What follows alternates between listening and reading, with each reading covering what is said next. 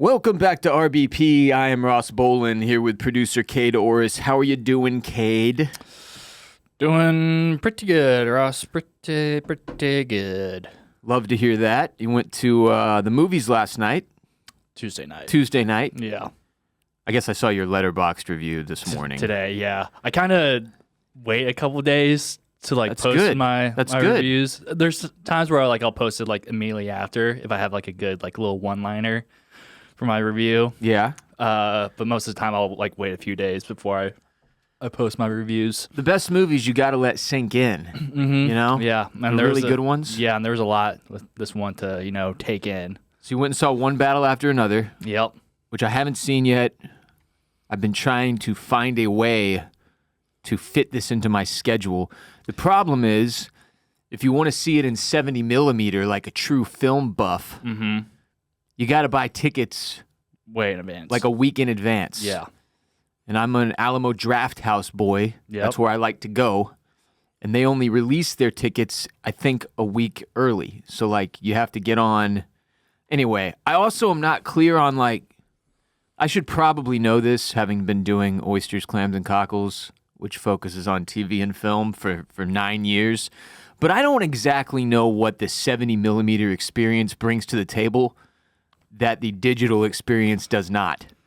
Yeah, I don't know. I know it's a way bigger screen, I think.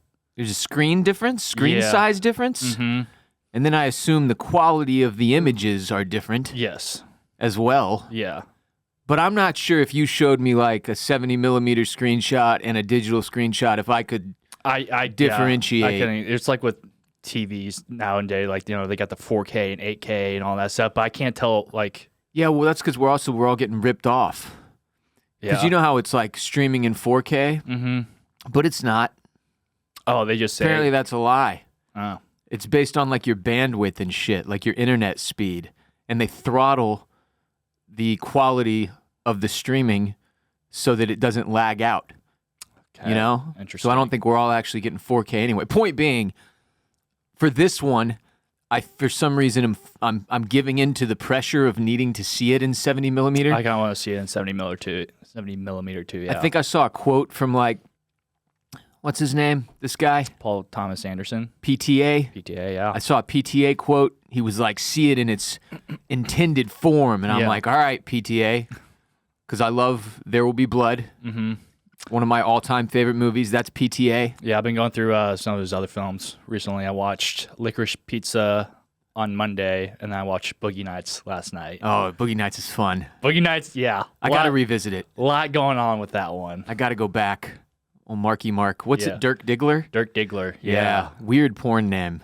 Yeah, just a weird Movie? film. Yeah. Super fun, and also really dark at times, but... Yeah, it gets heavy. Yeah, the first hour and a half, I'm okay, this is a lot of fun and everything, but what's going to happen? What are we what's doing the point here? of this? What are we doing? Yeah, then immediately After shit started you to hit thought the fan. that? Yeah. Yeah. Oh, there it is, okay. Things took a turn for the worse. Yeah.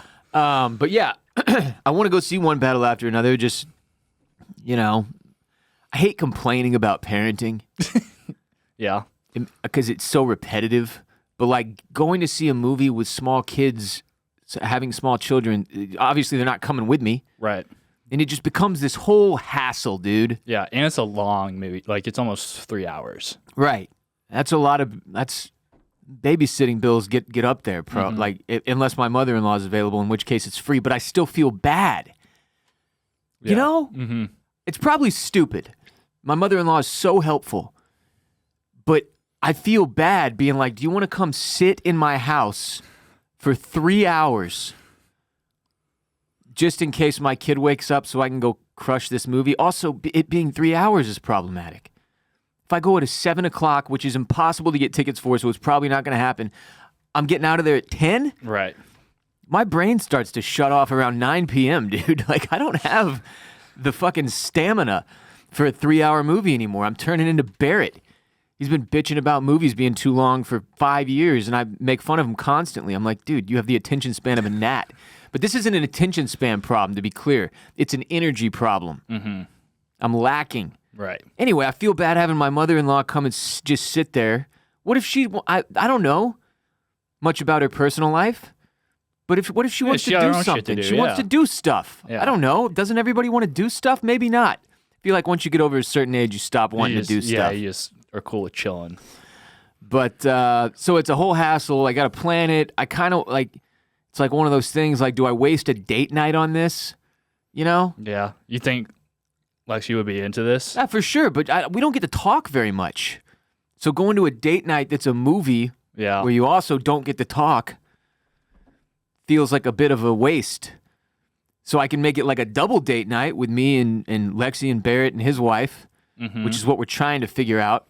But it's just too complicated. I hate it. I hate having to try planning shit with small kids. It sucks. But God, I want to see this one in theaters. I'm never going to forgive myself if I don't. You didn't take it all the way to 5 stars, though. You gave it 4.5. Have you ever given out a 5-star? I know I've asked you this. Oh, yeah. What's 5 stars? Sinners. I gave Sinners 5 stars. Okay.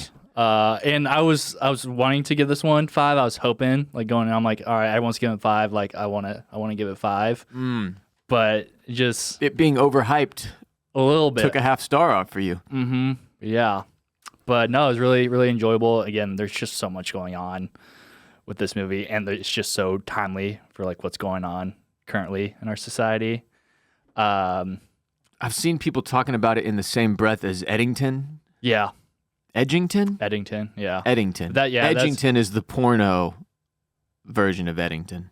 It's about they edge. Yeah. They edge each other. Mm-hmm. Instead of fighting over COVID restrictions, they just all edge. Yeah, that's it. Yeah. Yeah, that's the one I watched. I haven't seen Eddington yet, but I've seen Edgington twice. But yeah, Eddington was about, all the COVID stuff. And this is more about like ICE, or not like entirely about ICE, and they don't mention ICE, but like, immigration stuff. Yeah. Okay. Yeah, I don't know anything about the plot. And it's like fascist as well. So I have seen that. Yeah. That's the thing about because it released Thursday, and all weekend I had to avoid all the stuff that people were saying about the movie. Right. I like, after I see a movie, I like to see what people are saying, all the jokes and memes and all that stuff. After. Yeah. So I'm just avoiding it all weekend. See the movie Tuesday. Now I'm getting nothing. I don't see anything about. It's a little weird. Yeah. It's similar experience for me. Last week into the beginning of this week, I saw it everywhere on Twitter, just nonstop takes about this movie. Mm-hmm. Really starting the week prior to that, because people were going to screeners. People were getting special access to the pre-screenings or whatever. And I felt like I was dodging, landmines. Mm-hmm. And some things got kind of spoiled for me, but wasn't like anything too crazy where I'm like, wow, that ruined the movie for me. What did you went with a friend? Yeah. What did she think of it? She liked it. I don't think she liked it as much as me. I'm still waiting on her Letterboxd review. She hasn't dropped she's it. really letting it marinate. I know.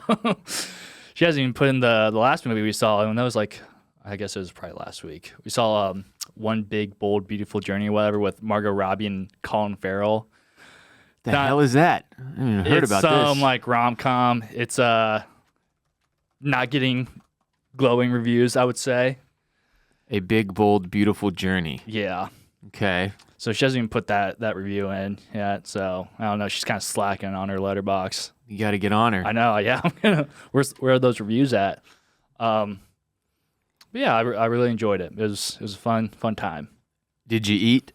Did I eat during the film? Oh, I snuck in some Sour Patch Kids, and they did this new thing where they have a QR code where so before the movie you just scan the QR code and put in your order instead of having the person come and take your order. Oh wow, okay. And this is before the movie, during you write it on the paper. Really? Yeah. Why is the system not the same for during the? Oh, because they don't want you taking your phone out. Yeah. Ah, okay. Yeah. But you don't get service. I've never gotten service in the movie, phone service.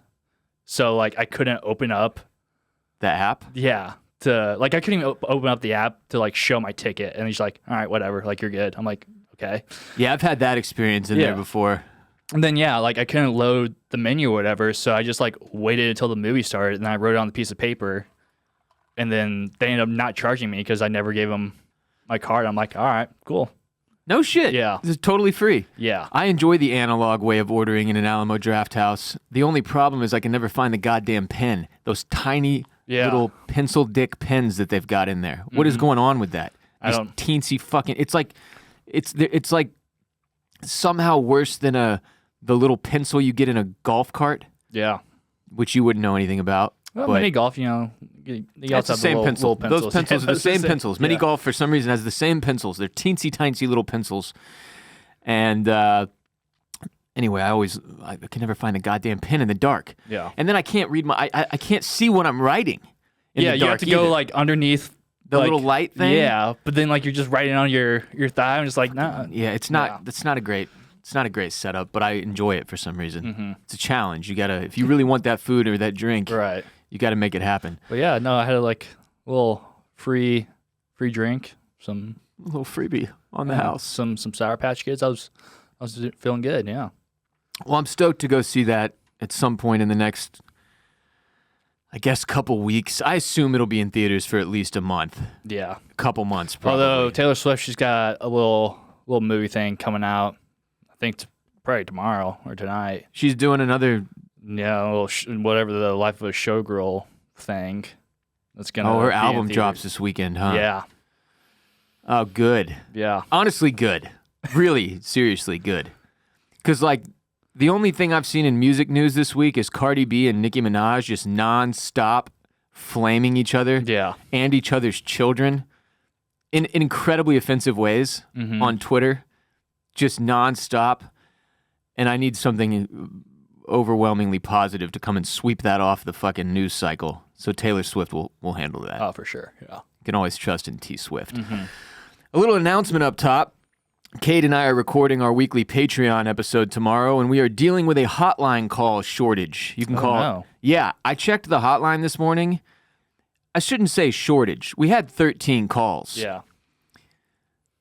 0 of them will be on the show, though. Oh, wow. Yeah, like that never, ever happens. Usually we have a pretty good ratio of usable calls to non-usable calls. This week, for some reason, just not a lot of show-worthy stuff in there. Not that we don't appreciate everybody who called the hotline this week. It just, you guys had a rough one. So we need some people to step up. Call 888-WR-BOLEN, hit our voicemail hotline, leave a voicemail. Keep it under 2 minutes because it cuts you off at the 120-second mark. Best calls will be played on our Patreon exclusive episode tomorrow on patreon.com/Ross Bolen podcast. It's just $5 a month to subscribe on Patreon and enjoy the ad-free episodes of this podcast that we drop every week. You can do a 7-day free trial when you sign up just so you can get a feel for it. If it's not for you, no harm, no foul. Cancel before you get charged. Enjoy 7 days free. Hundreds of ad-free episodes in the old Patreon. Patreon.com/Ross Bolen podcast, but call 888-WR-BOLEN if you're, especially if you're already on there. For those of you who don't call in regularly, we've got some regular callers, Right. but we need some new voices. So get in there. I'm crushing this week so far, Kade. I feel good about it. Love that for you. I did a workout Monday, did a workout Tuesday, went for a run Wednesday, although I will admit that run did not go especially well. Yeah. I haven't been running a whole lot either. I did a leg day Tuesday, and Oh, no. I was like, I'm going to make sure I get like that lactic acid out. I'm going to go move my body. I'm going to do a little run. I made it about a mile and a quarter, Mm-hmm. and I had to walk for several minutes Yeah. because my both calves and shin splints were just, it made me feel really old. Yeah. Honestly, that's why I'm not running much. Like, I just, like, yeah, shin splints, like my hamstring tightens up. I'm just like, this is not enjoyable. So I've just been going on really long walks. Yeah, you've been doing hot girl walks Hot at girl lunch. walks, yeah. Yeah. When you record OCC, I'll go walk 3 miles and then, 3? yeah, No shit. How long does that take? like an hour. Okay. Yeah. Just 3 laps around the Yesterday, neighborhood. your hot girl walk, you were in sweatpants and a long sleeve shirt. Yeah. Well, the long sleeve shirt is because I got a tattoo on Tuesday. And Oh, you did get a new one. yeah. All right. Yeah. Well, let's save that for Patreon. Okay, But I yeah. do want to talk about it tomorrow. Yeah. So Make sure we don't forget. You don't want to leave it like. Don't want it to get a lot of sun because Right, yeah. it'll fuck up the tattoo. You gotta and, keep it it'll safe. yeah. So I wore a long sleeve, but I always wear pants when I go on my hot girl walks. Yeah. Just because I don't want to put sunscreen on my legs and shit. I don't know if I've ever seen you in shorts. Ever. Probably not, dude. I got no idea what's going on down there. I don't even know. The only time I wear shorts really is when I go to yoga. Those are the only time if you wear pants to yoga, you're psychotic. Yeah, right. Unless you're a girl in yoga pants. Right. Or a man.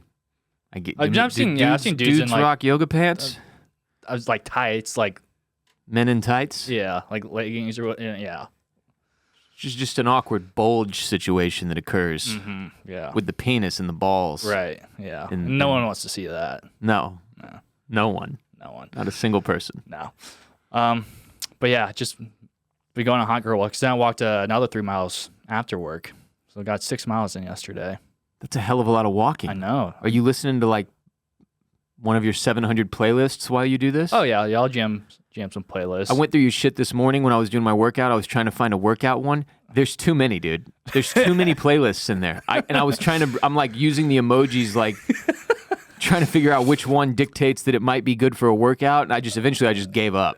I just went and did my own Spotify shuffle. I mean, there's the well, yeah, because I have the folders too.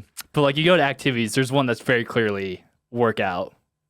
I don't see when I clicked on your profile and went to playlists, I didn't get folders. I just had this insanely long list of every playlist, so I couldn't even go through them in that more specific way. Okay. It was brutal in there, dude. That's okay. Yeah. That might be challenging. But yeah, did workout Monday, workout Tuesday, run Wednesday, workout this morning. I'm feeling skinny, Tony.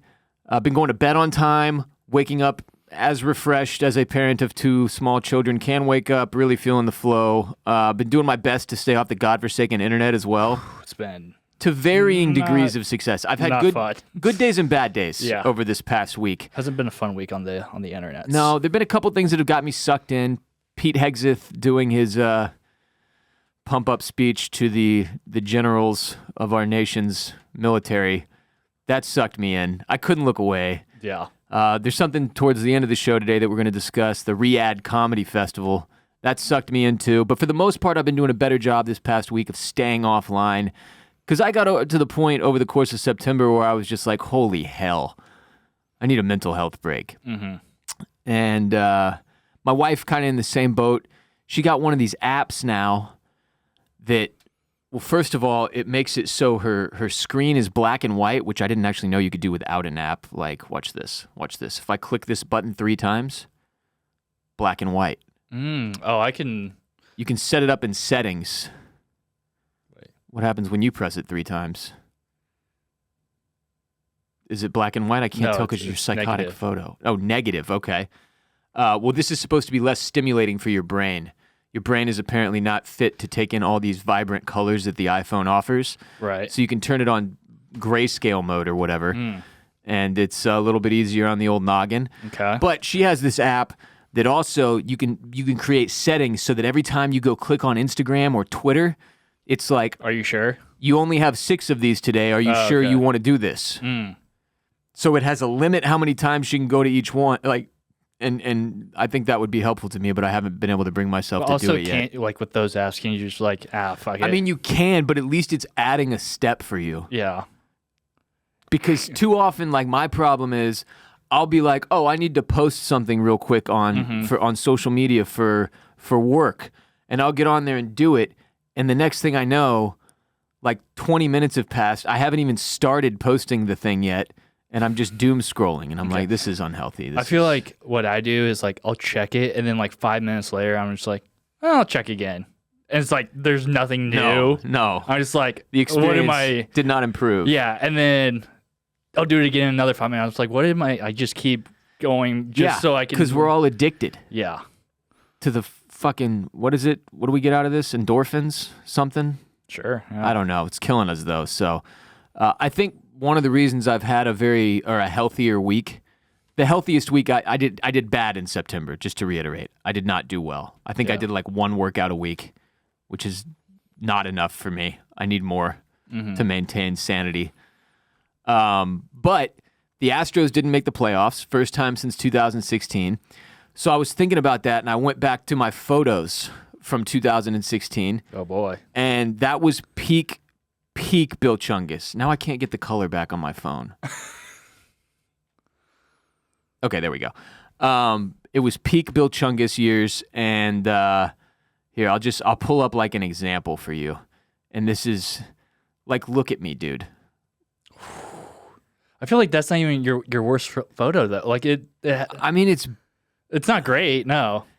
It's the face that really lets you know. Look at my face. It looks like I'm smuggling walnuts in my cheeks, dude. I look like a depressed squirrel. Yeah, like what is this, man? Like look at this. Oh man. Yeah, wow. dude. I don't even. It looks like I have eyeliner on in that photo. I was so fat that it looked like I was wearing makeup. But I was going through my photos in 2016 just to see like to give myself a little bit of like some motivation, I guess. And you know, it's good to reflect back on how far you've come or whatever. Sure. You know, people say that. That's a good thing. Yeah, I was just a total piece of shit, man. I was a real mess. Yeah, well, 2016 was the end. That's when you And then turn your life around 2017, and you're like, yeah, people can change. sobriety. I don't have to be a piece of shit anymore. People can change. I used to be a piece of shit. Now I'm not. But 2017, as soon as I switched up and got sober, the Astros started winning again. We won our first World Series ever. Got another one in 2022. Went to the ALCS 7 consecutive times. And so I feel like me falling off health-wise in September may have been what ruined the run and broke our 8 consecutive playoff appearances. Being too healthy. No, because in September I fell back off. Okay, It was bad, Ross. Yeah. And we can't let Bill come back. Chungus absolutely not. must remain buried. Mm-hmm. Otherwise, my sports teams won't win. No. I mean, that hasn't been the case with the Texans, but Yeah, we got one. you got one win. One at a time. One at a time. Just go 1-0 every week, Cade. That's what we want to do. 1 week at a time. Anywho, speaking of fitness, summertime is come and gone, but just because fall is here and winter is coming, so you can bundle up with layers and jackets and shit, doesn't mean you should let yourself go, Cade. Keep doing those hot girl walks. No need for a personal trainer, though. Let today's sponsor, FitBod, help you get in shape or stay in shape with workouts designed around your equipment, goals, and experience. When you work out, you need variety in your routine, and that variety needs to be sustainable. For years, I did pretty much the same thing every time I worked out, and it wasn't doing anything for me or my body. I plateaued hard. That's why I love FitBod so much. Whether you are hitting a plateau, bored with your current workout routine, or new to fitness altogether, FitBod sets you up with a custom workout plan tailored to your fitness goals. I've been on my FitBod grind for a few years now. This morning I did my 351st FitBod workout. Crushed back, biceps, glutes, and lower back. Since I started using FitBod, it's gotten me completely hooked on fitness for the first time in my life, and as a result, I'm in the best shape of my life. Many have started calling me Ripped Ross. Others call me Fit Bill. Occasionally, when I'm in public, someone will shout out, "You killed Bill Chungus!" FitBod creates a personalized workout routine based on your goals, fitness level, and available equipment. Workouts adapt to your growth, so each workout is challenging enough to push you to make progress. FitBod tracks your muscle recovery so you can avoid burnout and keep up your momentum. Like, as an example, because I did biceps and such today, it knows not to give me bicep stuff tomorrow until my muscles have had time to recover. So it helps you hit all the different muscle groups, which is a thing that I used to struggle with a lot when I was planning my workouts alone. It's fine-tuned by experienced, certified personal trainers to bring best practices and exercise science to you. Level up your workouts with customized fitness plans that work for you in over 1,000 demonstration videos. So if you're like, I don't know how to do fitness stuff, it'll literally show you multiple angles of a trained professional doing the movement that you are meant to do, and it will give you a text description of that movement as well, so it is crystal clear. Finish this year off strong with FitBod. Join FitBod today to get your personalized workout plan. Get 25% off your subscription or try the app free for 7 days at fitbod.me/Ross. You can try it free for 7 days. FitBod.me/Ross. That's FITBOD.me/ROSS. Speaking of getting fit, Fat Bear Week just ended. Saw that. Yeah. If you're somehow unfamiliar with Fat Bear Week, it's an annual online competition that allows viewers to follow 12 bears in Alaska's Katmai National Park and Preserve on live webcams and cast ballots in a bracket-style single-elimination tournament that lasts a week. It's Fat Bear Week, and only one bear can be the fat bear each year. And it's not the fattest bear, right? It's not like whatever bear. It's not. It's not weight-based. Yes. So it's look, aesthetic. Yeah. Like you want to be fat in all the right places. Right. Yeah. You want a real thick boy, or girl. Or girl, yeah. Chunk, a towering brown bear with a broken jaw. Not sure why that detail's in there, but that's unfortunate. They should help him out with that. Get that thing wired up. Swept the competition Tuesday in the popular Fat Bear Week contest. His first win after narrowly finishing in second place 3 previous years. Never give up on your dreams, kids. Chunk finished in second place 3 times, kept his head down, stayed eating, finally came through with a huge dub. Chunk, known officially as Bear 32, beat out Bear 856, who doesn't have a nickname in the final bracket according to totals posted on the organizer's website. They probably just gave up. The first 100 get a nickname. Yeah, then once you get it still pisses me off, though. Yeah. Also, I didn't know they were going through that many bears. That's Bear 856. At least, yeah. And to be clear, there's not 800 bears in this competition. Right. But I guess with all the years they've been doing it. It's the 32, yeah. No, they got their own bracketology stuff. They're they down, do. Which bears are on the bubble, which are last Yeah. 4 in, last 4 out, yeah. Some people take this more seriously than March Madness. Yeah. But Bear 856, just give him something. Especially if you make the Elite 8. Mm-hmm. They should get a nickname at that point, yeah. Everyone should be named at that point. Because it's insane that Chunk is up against Bear 856. Yeah, because you're not going to vote for Chunk. It's an advantage. Yeah. The nickname is an advantage. I completely agree. It almost makes you feel bad for Bear 856, except that, Chunk, he already had 3 second place finishes under his belt. And it was his broken time. jaw, so it's You know how fucking hard it must be to eat with a broken jaw? Yeah. He still got it done. Yeah, it's going to be tough to eat those salmon, yeah. Overcoming adversity. Congratulations to Chunk. And now we have to talk about the Riyadh Comedy Festival because I've been waiting to do this for about a week. So this is an international comedy festival that took place, or is still taking place actually, at Boulevard City in Riyadh, Saudi Arabia. Now when you think of stand-up comedy, you don't typically think of Saudi Arabia or the Middle East in general, I don't think. It just doesn't really vibe with the humanitarian issues that region of the world seems to face on a very regular basis. Not passing judgment, just saying, you don't think of stand-up and Saudi in the same sentence, typically. This festival is going from September 26th to October 9th, and it's made a lot of headlines this week because of some huge-name comedians. Some of the biggest names in comedy. Arguably, most of the biggest names in comedy are at this thing, which surprised a lot of people, that all these American comics would agree to do a comedy show in Saudi Arabia. Yeah. Surprising, but also not surprising. But also not as surprising as maybe we would like it to be. Yeah. Especially considering, the Saudis ruined golf. Yeah. They're about to ruin EA. What? Yeah. Somebody in Saudi Arabia bought out EA Sports. God damn it. Really? Yeah. So, yeah, all those games are getting fucked. Well, here's a list of the comics at the festival that I'm familiar with or that I think are important enough to note. Mm-hmm. Dave Chappelle. Not necessarily that shocking. Mm-hmm. More on Dave momentarily. Aziz Ansari, that one kind of surprised me. Yeah. I don't know how else to put it, so I'll put it the way that half the country does.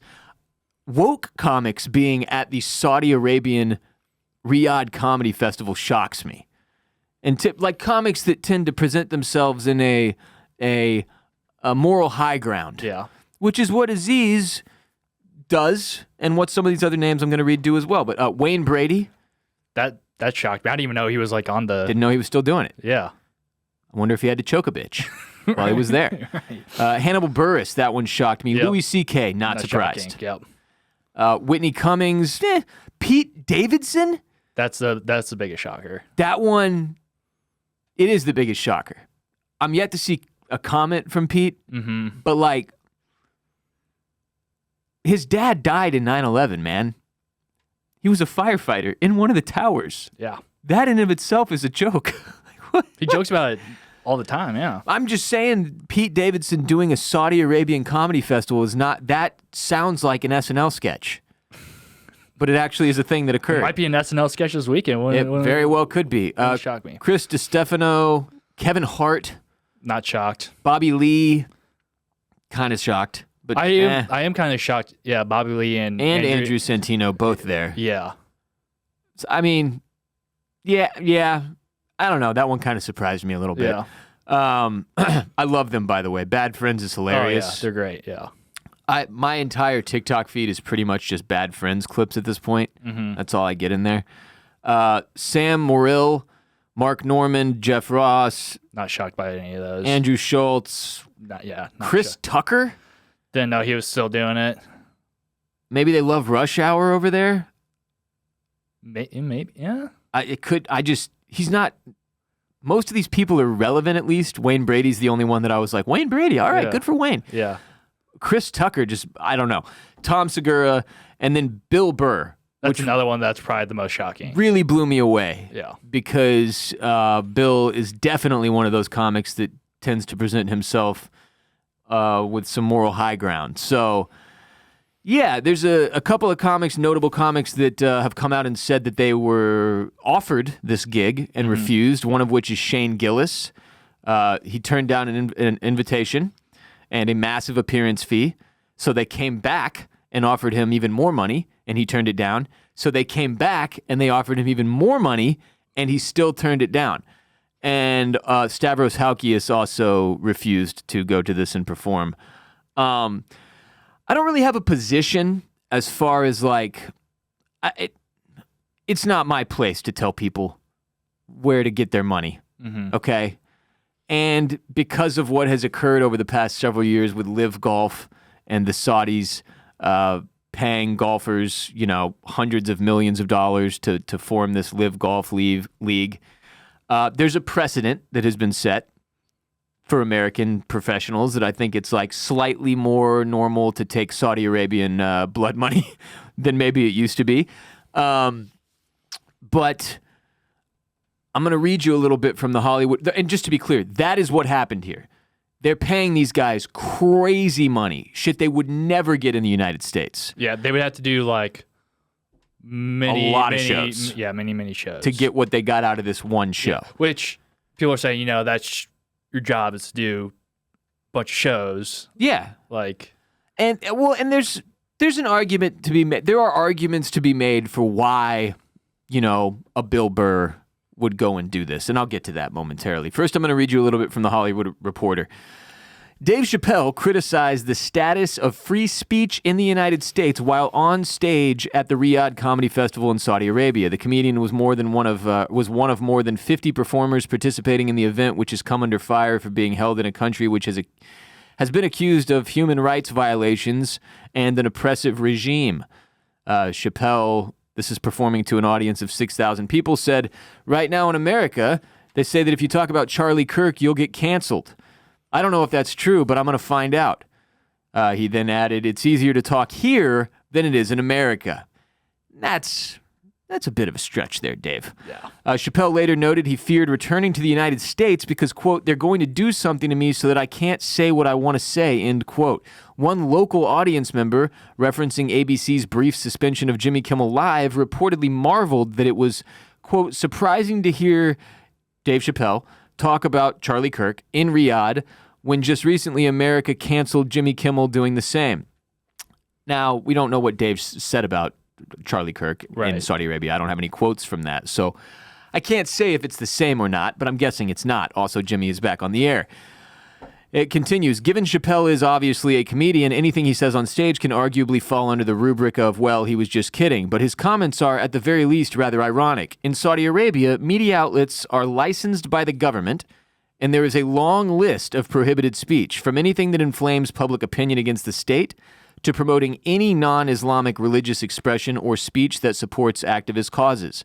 For instance, in 2022, student Salma al-Shihab was sentenced to 34 years in prison for simply retweeting women's rights activists on Twitter. She was later given a reduced sentence amid global outcry. 34 years. For a retweet. So just to be clear, I still think it's a little easier to speak in America than it is in Saudi Arabia, and Dave Chappelle should probably fact check himself a bit before saying shit like that. So to continue reading the article, even the comedy festival had purported speech restrictions, with comedian Atsuko Akatsuka posting a list of deal terms for appearing at the event, which included forbidding any criticism of religion or the Saudi royals. So those were the two rules. Apparently, initially, this comedy festival gave out a longer list of rules. And the comics came back and said, look, this isn't going to work if we can't talk about any of this stuff on this list. So they whittled it down to no criticizing religion or the Saudi royals. Can't make any jokes about the Saudi royals, okay? All right. One comedian, Tim Dillon, says he was disinvited to attend the event for an unearthed joke that he previously made about Saudi Arabia, which arguably sends the message that if you wish to be invited to the Riyadh Comedy Festival in the future, you better not make jokes about the country even when you're back home. Apparently, Tim Dillon said he was offered $375,000. Okay, and he was probably one of the lower paid I'd guys. never even heard of Tim Dillon. I mean, he's fairly big. He's in Rogan's crew, so he gets a lot of attention. He has his own show, which is I've seen clips from and is occasionally pretty funny, but he is definitely one of the lower dollar acts that they booked. Okay, so the fact that he was getting $375 lets you know that like guys like Chappelle were undoubtedly getting millions of dollars. In all likelihood, like multiple millions. And the joke he made about Saudi Arabia was like about slavery, because they have that. Yeah, to this day. So again, there are major humanitarian rights issues in Saudi Arabia that most of the world is very aware of, and it's the reason people are so bent out of shape about these guys going and performing over there, right? But they dug up a joke that he made in the past, Tim Dillon, and they disinvited him as a result. It says, comics attending the Riyadh Comedy Festival have come under fire by some for comedy washing the Saudi regime in return for big payouts. Comedian Bill Burr, after performing at the show's opening night on Friday, defended the project on his podcast, suggesting that the cultural exchange could have unexpected benefits. Now, this is where it gets complicated, because I have no doubt Bill Burr made upwards of $1 million for this one show. And if you're not going to at least admit that the money had something to do with why you did this, then it's hard to take your explanation very seriously. But he said, quote, "It was great to experience that part of the world and to be a part of the first comedy festival over there in Saudi Arabia. The royals loved the show. Everyone was happy. The people that were doing the festival were thrilled. The comedians that I've been talking to are saying, dude, you can feel the audience wanted it. They wanted to see real stand-up comedy. It was a mind-blowing experience. Definitely top 3 experiences I've had. I think it's going to lead to a lot of positive things," end quote. And he's got more quotes that if you want to go dig up, you can. Bill Burr does about his experience. I'm pretty sure he just talked about it on his own podcast. But so the way I see it, if you're Bill Burr, and this is a moral conundrum, there's a couple of arguments that you could make. One is that the United States has its own humanitarian issues. If I can perform here, shouldn't I be able to perform there? And I half understand that argument, right? Like, I don't think that should make the decision for you, but every country has some level of humanitarian issues. I just don't think most of them are as well established as Saudi Arabia's, in my lifetime anyway. They've always been pretty problematic. Yeah. From a women's rights standpoint, gay rights standpoint, religious freedom standpoint, slavery standpoint, a lot of standpoint, terrorism standpoint. This list goes on. Yeah. I will hear that argument, but I'm not sure it's quite enough. The other argument is that like the more exposure to Western culture that the Saudis can get, maybe the better things will be over there. I'm not saying these are the arguments I would make. I'm saying these are the arguments I could hear other people making, and how you would talk yourself into like the mental gymnastics of accepting a massive amount of money for like a day of work or whatever. And then maybe you could say, oh, well, I really wanted to see Saudi Arabia. I've never been. I know another one of Bill Burr's points was that like everything he's been told about Saudi Arabia, that you'll go over there and like get your ginger ass beheaded. Like he kind of wanted to go and see it for himself, and he didn't. He feels like Saudi Arabia has been misrepresented. Now, is when you've just received a massive bag from the Saudi Arabian, whatever People's Royal Fund of family, Saudi Arabia, yeah. royal family, whatever. Is that the time to try and say, maybe Saudi Arabia has been a little misunderstood? Probably not. It takes all the weight out of your words. So these guys have been getting fried by all number of comics. One in particular, David Cross of Tobias Funke fame from Arrested Development. I actually haven't seen any of it. I have seen other comics, but I haven't He seen wrote his like a stuff. long essay about basically like why this is terrible. Okay. And it's difficult to disagree with any of the points he makes for me personally. Like it doesn't feel great, And like I said, there are dudes on the list who I'm like, yeah, I get it. Yeah. But there are other dudes on the list like Bill Burr where I'm like, what are you doing? Like, what are you?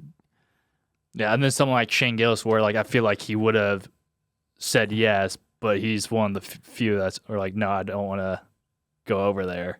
I think his quote was like, friends don't 9/11 friends or something like that. Okay, yeah, sure. And I was just like, yeah, I don't know if it, like, I think that's just the easiest thing to point to. Yeah. Like, the Saudis funded 9/11. But there are other actual current issues that make it a bad idea.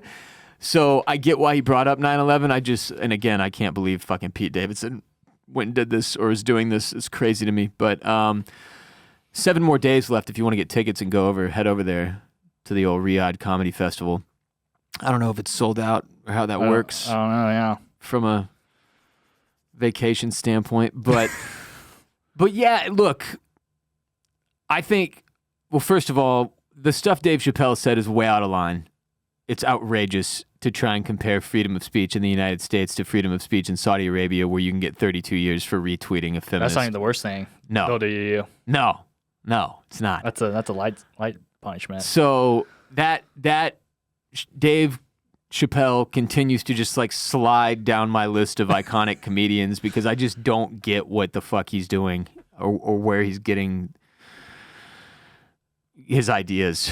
But it is such an interesting thing. Like our country, the United States, we're so capitalist, right? Like we're as capitalist as capitalism can get, where money rules everything around me.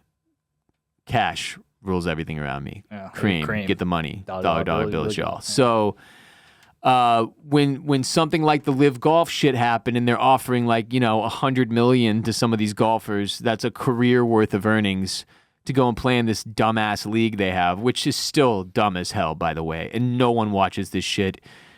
And it's a joke. And it's ruining the game of golf. Golf is in a worse place than it's ever been. Mm-hmm. We are years removed from an alleged deal being struck between the PGA and Live Golf. We have seen nothing come to fruition. It is still a disaster. The Live golfers can play in the majors, but they can't play in the rest of the PGA events. And no one watches the Live Golf events because they're dog So they're just shit. like losing. They don't care. Yeah. That's part of the issue. It's why they did the Live Golf thing and effectively bought their way into partial ownership of the PGA. It's why they're doing the EA Sports thing. It's why they're doing the comedy festival. They have so much money, the royal family and the People's Fund of Saudi Arabia, that they can do all this, and it's like It's pocket change. It's like me giving a person experiencing homelessness $1. Here you go. Yeah. They don't care. Yeah. It's nothing to them. They're so stupid wealthy, like beyond our wildest dreams, that it doesn't matter. And no doubt what they are doing, what in part is trying to, I don't know, comedy washing, but like sports washing. They're just trying to clean their image up. They want Saudi Arabia to seem like a friendlier place. Mm-hmm. They want it to seem like a safer place, somewhere that you could invest money, somewhere that you could vacation. It's about money. All of it is about money. And it makes it complicated. So for like for like a guy like Bill Burr, if you're offered what you would normally make, because Burr's net worth is somewhere, if you believe the internet, somewhere around $20 million. Bill Burr does not need any more money, to be clear. He's been wildly successful as a comedian and an actor, okay? But if they offered him $5 to go do this show, $5 million, let's say. Let's make it $1 million. Let's say it's $1 million, and that's typically what he makes for working for like 5 years. I get I get how that would be hard to say no to. I think one of the comics that's openly talked about this, Chris DiStefano, he said that he was like, I don't know about this. Like, I'm not sure this is a good move. And his wife or girlfriend or baby mama, one of the three, was like, nah, you're going to take that fucking money. Yeah. And he was like, oh, okay. All right. Yeah. Because I'm assuming he got at least $500,000 or something like that, right? And it's like, I understand, but it feels so dirty. Yeah. Just having your morals bought feels weird. Everybody's got a price. You know? So I don't know what it would take for me. What to do? If they were like, hey, Ross, you want to come record an episode of the Ross Bolen podcast at the Riyadh Comedy Festival? We'll give you $100,000. I'd be like, oh, fuck. This is going to be a painful no. Like $100,000 would be like life-changing for me. Like, yeah, it's an insane amount of money. Yeah. And it would be really hard to say no. What I'm saying is I get it. Like, I get the conundrum. At the same time, I'm not already wealthy. Yeah. Like a lot of these, everyone I just named. Probably, 95% of them. That entire list of people. Yeah. Like Kevin Hart, like. Bro. Probably the wealthiest of them all. And this was one of David Cross's points. He was like, what? So you could buy another house? Yeah. More sneakers? More cars? Like, do you really need any of this shit? Mm-hmm. And from that perspective, yeah, it's a tough pill to swallow that a lot of these are like all-time greats. Some of these dudes I respect a lot. Bill Burr's been one of my favorite comics for 20 years. For real. I used to love Aziz Ansari. I'm not really sure what the hell's going on with him. He like had trouble during the Me Too movement and like bailed to Europe. Yeah. And I just haven't really been plugged in with him since. I'm not sure what his deal is. Louis C.K. was one of my favorite comics until the whole jerking off on women thing came out, and I was like, now your jokes are strange. But Andrew Santino is one of my favorite working comics. Yeah. Like, easily. He's solid, yeah. His most recent stand-up is very funny. I think he does a really good job of, like, there's too much political comedy these days. Everybody wants to, like, position themselves to either appeal only to the right or only to the left. I think Santino does a really good job of staying somewhere in the middle and has something for everybody in his shows. And I loved him in Dave. He played Lil Dicky's manager in Dave, and one of his best friends. He had far and away the best episode of what the hell was Bobby? What's that chick who got super famous? Oh, Bobby Altoff. Bobby Altoff's podcast. Was it the Real Good podcast or something like that? Yeah, whatever. Pretty sure she canceled it and started a new one. Like had Drake as her first. Anyway, it doesn't matter. Santino was the best guest and made the best episode of that podcast by far. Maybe not for her, but no, but for me. He's the only person that she had on that knew how to do what she was doing better than her. Mm-hmm. Like he was better at her shtick than she was, and it just made it absolutely hysterical. But point is, there's a lot of names on this list of people that I really like or respect or that I've looked up to, and it's confusing to see this shit, man, because I don't know what the fuck to make of it. And it just feels like a dangerous precedent to set. Like, wow, everybody deserves entertainment. It's like, well, yeah, but also that's not the point. Like, that's kind of not the point here. Like, you're putting yourself in a position where you are part of making a fucking really horrid regime that runs Saudi Arabia look nicer and better and friendlier than they are. Would it change your mind if like these people are just like, we just want to go to, like, if they weren't getting offered like a crazy bag, like I just want to go to Saudi Arabia and like perform like comedy have a free trip to Saudi Arabia? Yeah, or you just like, yeah, I want to, like I want to spread comedy to other parts of the world. Like I want to other cultures. Yeah. Again, I get that argument. I just think in the case of Saudi Arabia, it's like, what's next, man? Is Putin going to put together a comedy show and all these fuckers are going to go perform in Russia? Or Kim Jong-il. Yeah, I just don't get Yeah. where the line is. I'm not saying I have the answers. I don't have some grand point to make at the end of this segment. But what I'm saying is this is extremely confusing. And I just didn't expect it from a lot of these guys, particularly Pete Davidson. What are you doing, dude? But yeah. So if you see more buzz about that over the coming days, that's the deal. That's what's occurring. And it's going to be interesting to see. I think a lot of the people that are angry about this with regard to like Bill Burr, he has a lot of liberal fans and they feel like super betrayed by this, you know. But then, dude, there's a lot of people on the right, like 9/11, man. Yeah. Never forget. They hate the terrorists. Who doesn't? But this kind of blew my mind. Chris Tucker. Fuck jokes is he telling up there? One last thing.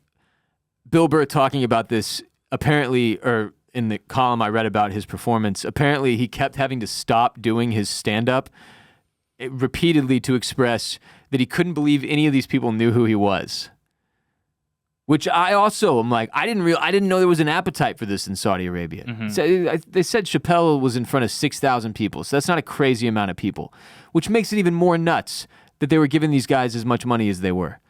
But I just didn't know there was an appetite for stand-up comedy in Saudi Arabia. To Bill Burr's credit, we really don't know. I don't know a whole lot about their culture. My grandparents lived there for a few years for work. My grandpa worked for an oil company, and they moved him and my grandma to Saudi Arabia for several years.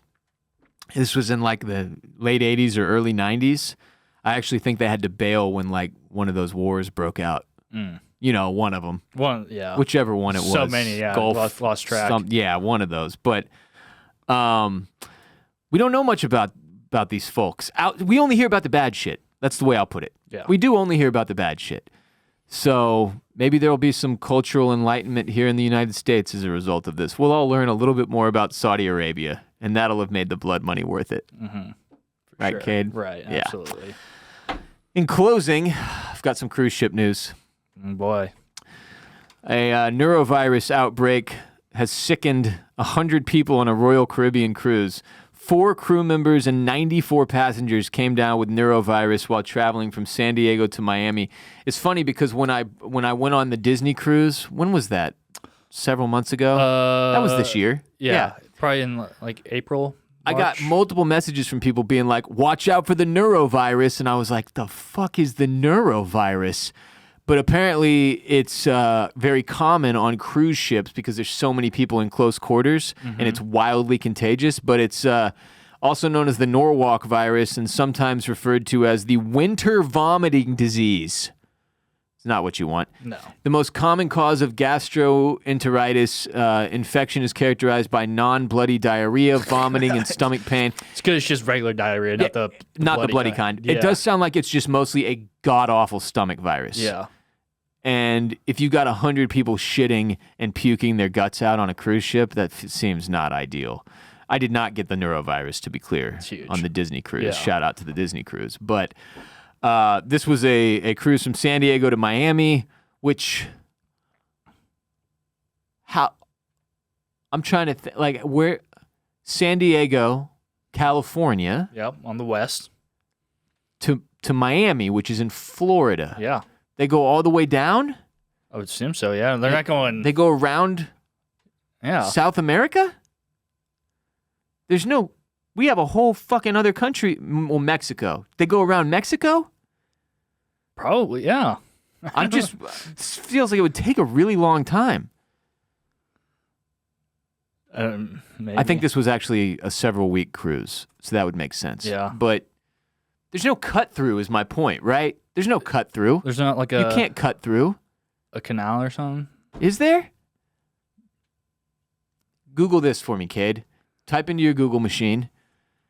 How do you sail from California to Florida? Okay. That might not be the best way to put it.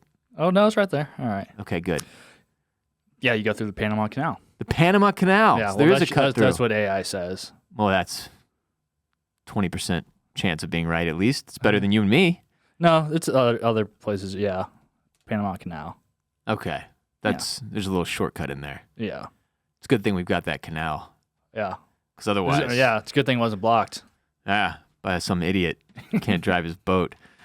But it says the ship, Serenade of the Seas. I always love when there's bad news about cruise ships because the names of the cruise ships they're like... are meant to evoke nothing but good times. Yeah, it's very majestic. Serenade of the Seas. And there's just 100 people shitting and puking all over this fucking thing. Departed from San Diego on September 19th. The first reports of illness were made on September 28th, so that's 9 days in. 4 crew members and 94 guests falling ill. The number of sick passengers made up about 5% of the 1,874 cruisers on board. Now, an important takeaway from this is that that's sick on the ship. It doesn't mean that's the only number of people that are going to get sick. A lot of these other folks will get sick. They're just not sick now. Mm-hmm. They'll get sick after, at home or whatever. Yeah. Shit and piss and puke all over their own place. It says there have been 19 norovirus outbreaks on cruise ships so far this year, according to the CDC. Last year, there were 18 for the entire year. In 2023, there were 14, and that was the highest level in a decade. So it's getting worse. Yeah. Good thing I'm never going to go on a cruise, so I don't have to worry about this. See, you say that, Kade. Then I'm going to have kids one day. I'm going to take them on a Disney fucking cruise. Disney cruise, and you're not even going to know what hit you. Yeah. And one of them's going to split their head open in the elevator corridor. And then you're going to get neurovirus. And shit. Poop. And you're going to poop. Puke your brains out, yeah. Poo-poo. Yeah. But I said that for decades. I'll never go on one of these stupid things. But you didn't even know about the neurovirus. Or wait, no, did you? I didn't. Yeah. See? No, I didn't want to go for whole other reasons, most of which involved that story about that poop cruise. That poop shit cruise where the toilets all overflowed and they got stuck in the middle of the ocean. Because they all got norovirus and They probably did. Or that's where it was born. Yeah. God knows what kind of disgusting diseases were born on that ship. But I never wanted to go, and then I ended up on one anyway. Why does it start because people this isn't like a common So even on the Disney cruise, like when you're going into the buffet line, there are hand sanitizing wipes you pull out of a thing. Mm-hmm. Because there's so many people on cruise ships and undoubtedly some people have accidentally carried viruses onto the cruise, they're pretty hardcore about sanitation. Yeah. Because you got thousands of people on one boat. They're all riding in the same elevators. They're all taking the same staircase, touching the same stair banisters. They're all going down the same buffet lines for their fat fucking food. You're exposed to a lot of germs. Yeah, it's like a petri dish. It's way more germs than normal. Okay. Cruises are not fun places for germaphobes. I don't know why any of them would ever go on one of these. But that's why. Okay, so it's just so a collection of a lot of viruses or It just depends how unlucky you get, it sounds like. But neurovirus in particular is super, super, super, super contagious. It's really easy to spread. So every single one of these 100 people that got it, they had to quarantine in their rooms. So then you're just puking and pooping, and you can't even leave this tiny little cruise room. You're probably just watching the Goofy movie over and over or whatever. So just something to think about. Just something to think about. Here's a monetary moral question. Okay. How much money do you think it would take for me to never speak ill of cruises again? One of these cruise companies came to me and said, we'll give you X amount of money to stop reporting on every bad thing that happens on a cruise ship. How much money would it take? How much money do you think it would take for me to say, okay, I'll never say anything bad about cruises ever again? Well, I mean, you said you would take $100,000 from Saudi Arabia. I didn't say that, but you could infer it. Is it the same number or is it less? It's less. $50,000? Yeah. Okay. Maybe 25. They could talk me down to it. Yeah. This is just one topic. Yeah. There's plenty other poop related things we could talk about. We just love shit. Yeah.